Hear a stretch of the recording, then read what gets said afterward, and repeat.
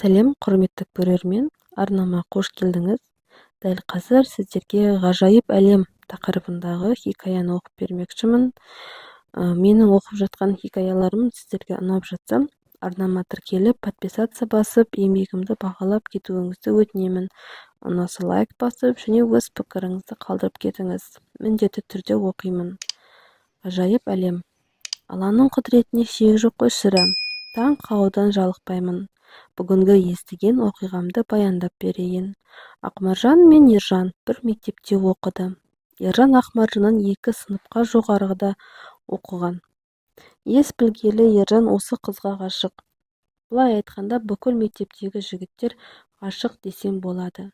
Ақмаржан өте әдемі қыз, тал бойында бір міні жоқ. Көркіне ақылы сай, биязы, салмақты, сабырлы. Ержан ауылдағы бір дөкейдің қара домалақ баласы. Не ішемін, не киемін деген уайым жоқ. Жағдайының бәрі жасалған. Бірақ соған қарамастан өте қарапайым, баймын деген өр көкіректік бойында жоқ. Ал Ақмаржан қарапайым отбасынан шыққан қыз. Отбасында ата-анасы және өзі ғана бар. Ержан мектепте жүргенде неше рет сөз айтып Ақмаржанды еш қарата алмайды. Кейін өзі мектеп бітіріп, жоғарғы оқу орнына түседі. Ал Ақмаржан 2 жылдан соң бітіріп, қалаға оқуға келеді. Мектеп бітіргенін күтіп жүрген Ержан қалаға келген Ақмаржанды торуылдауын қоймады. Бірақ алып қашыпты кетпейді. Тек Ақмаржанның өзіне сезімі оянуын күтіп жүр. Күнде тәттілер мен гүл шоқтарын әкелуді жалғастыра береді. Ержанның қоймайтынын білді ме, әлде өзін Ержаннан артық жақсы көретін жігітті таппайтынын түсінді ме, Ақмаржан Ержанға өз келісімін берді. Ержан жоғарғы оқуын бітірген соң екеуі үйленді. Ақмаржан одан әрмен оқуын жалғастырды. Барлық оқу ақшасын Ержан өзі төлеп тұрды. Ақмаржан ешқандай қиындық көрмеді, алақанында салып жүрді. Өзің емес, өзіңді сүйгенге шық деп бекер айтылмапты. Жыл өтіп, тұңғыш перзенттері дүниеге келді. Ақмаржан ұл босанды. Ержан өзінің ізін жалғастырушы келді деп қатты қуанды. Ұлы 2 жасқа келгенде Ақмаржан қатты ауырып қалды. Тексерілсе, қанында бір өзгеріс бар болып шығады. Дәрі-дәрмекпен жүресің, енді босанбайсың, босануға болмайды деп дәрігерлер қатаң ескерту жасайды. Ержан да келіншегін апармаған жер қалмады. Еш өзгеріссіз. Амал жоқ, дәрігердің айтқанын жасап, күтініп, сақтанып жүрді. 5 жылдан бері тек дәрімен жүр. Сол баяғы ауруы еш өзгермеді.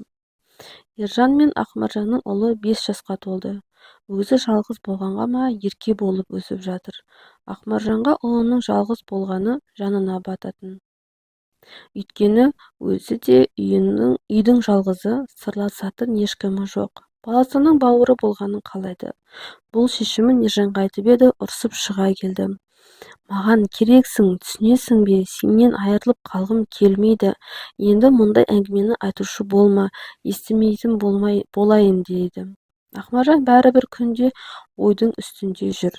Бәрібір ауырып жүрмін. Одан да ең болмағанда балама серік туып берсем деп, ешкімнің сөзін тыңдамай, ешкімге айтпай, не де болса тәуекел деп көтереді. Ержанды білмейді, өйткені ешкімге тіс жарып айтпайды. Қабылдап жүрген дәрісінің біреуін ішпей қояды. Іштегі баласына зияны тимесін деп. 3 айға жақындаған кезде дәрігерге есепке тұруға барады. Мұны естіген дәрігер әбден ұрсып, жаныңды ойламайтын адам екенсің. Болды, қазір барамыз да алдырып тастаймыз. Саған болмайды. Бұл баланы босанатын болсаң, тек біреуіңді аман алып қаламыз. Бұл менің шешімім. Не болса, о болсын, алдырмаймын. Қалай болса да босанамын дейді. Үйдегі ата-енең, жолдасың біле ме? Жоқ, білмейді. Мен солай шештім. Оларға айтсам қарсы болатын еді. Енді не болады? Ертең жағдайың нашарлап кетсе қайтесің? Маған бәрібір. Тек аман-есен босансам болды. Ақмаржанды райынан қайтара алмайтынын біліп, жарайды. Онда менің қатаң қадағалауымда боласың. Мен не десем, соны жасайсың. Ертең барлық қан талдау тапсыратын бол. Сонан соң көрерміз деп шығарып салады. Үйіне келіп, барлық жайды ата-енесіне, жолдасына айтады. Мұны естіген жақындары қыздың ата-анасына хабарласып, барлығын дүрлігіп, Ақмаржанға ұрсып жағдайын түсіндіреді. Әкесі мен анасы жылап та жүр. Не болады енді, алдыра салшы. Көз алдымда аман-есен жүрші. Балаңа еге бол, соны өсір, үйлендір, қызығын көр. Саған не жетпейді, ұлың бар ғой деп. Бірақ ешкімнің сөзінде құлағына ілмеген Ақмаржан бір беткейлік танытып, ешкімді тыңдай қоймады. Амалы таусылған жақындары көнбеске болмады.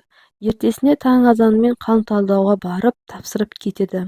Бүрсігүні дәрігері хабарласады. Маған ертең тез арада кел, алдыңғы талдауларыңды ала кел дейді. Ертесіне осыған дейін тапсырған қан талдаулары мен дәрігердің жазып берген қағаздарын апарады. Ары-бері барлығын қарап шыққан дәрігер басын шайқап, мынаны қарашы деп қағазды көрсетеді. Сенің 5 жылда тапсырған қан талдауының бәрі бірдей, бірақ кешегі тапсырғаның мүлдем басқа адамдікі секілді. Таңданып отырмын, ауысып кетпеді ме екен? Қайта тапсырып көрші, қайта көрейік дейді. Ақмаржан біраз күн өткен соң қайта тапсырады. Асыға күтіп жүрген дәрігер қорытынды шыға сала қағазға шұқшиып қарап отырды. О Алла, құдіретің неткен күштет, қалайша бұлай болды? Бойына бала бітірдің де, анасына да шипа бердің. Кешке жұмыстан асығып шыққан дәрігер тіке Ақмаржанға қарай құстай ұшты. Жақсы жаңалықты естіргісі келіп тұр. Үйіне бара сала, аяқ киім шешер-шешпес Ақмаржанға қарап, сенің қан талдауың жақсы шықты. Мұндай жағдай бірінші рет деп таңданысын жасыра алмады. Мұны естіген Ержан да, ата-аналары да жылап жіберді. Арыға 6 ай салып, Ержан мен Ақмаржан қызды болды. Әп-әдемі, дені сау болып туылды. Кішкентай бүлдіршін үйіне бақыт әкелді. Содан бері 3 жыл өтті. Қазір Ержан мен Ақмаржан ұлы мен қызының тәтті қылықтарына тоймай бақытты ғұмыр кешуде. Қызы тура Ақмаржанның кішкентай кезі, өзінің қылықтарымен барлығын бақытқа бөлеп жүр. Алланың құдіреті шексіз ғой шіркін.